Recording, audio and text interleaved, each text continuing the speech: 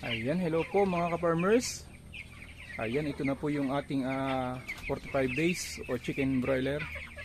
At binuksan na po natin ang kanilang trapal para sa ganun po ay pasok na pasok yung hangin at maging presko sa kanilang pakiramdam. Ayan, at makikita nyo talagang tuwan-tuwa po sila mga ka-farmers, at malulusog na itong ating mga alaga. Ito po mga ka-farmers is 15 days na ngayon.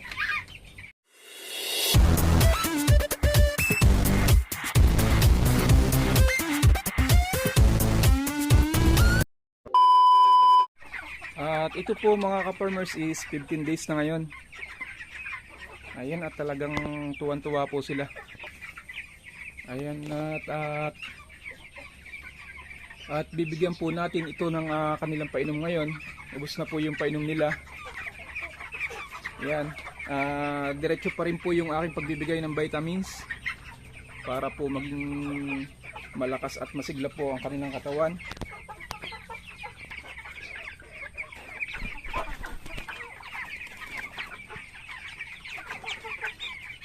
Ayan, talagang tuwan-tuwa naman po mga farmers. Siguro lampas kalahating kilo na po ito. Ayan, at binuksan ko po yung trapal at naghahangal na po sila. Ayan. Ganito po talaga yung mga 45 days, madali po silang hangalin. Kaya kailangan po nila ang magandang ventilation. Ayan, at dito po naman sa aming lugar ay medyo maganda po yung hangin, maganda yung daloy ng hangin dito.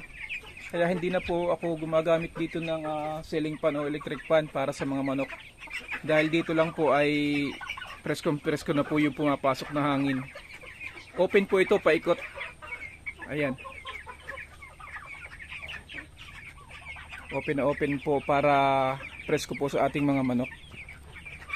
Pagdating naman po ng tag-ulan at saka malamig na panahon, ay saka ko po binababa itong mga trapal na to. Ayan.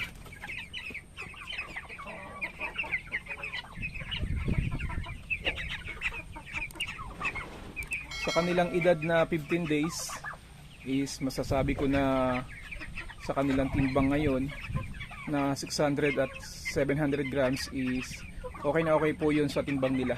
Meron pong mga naiiwan na 400 grams, 500 sa 15 days po na edad ng ating mga manok. Ayan mga farmers, at thank you po sa inyong panonood. Shoutout po sa lahat ng ating mga subscriber at viewers.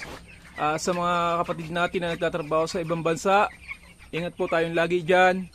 At ito po yung maganda na magiging business po nyo pag uwi nyo. Pwede po kayong magmanukan.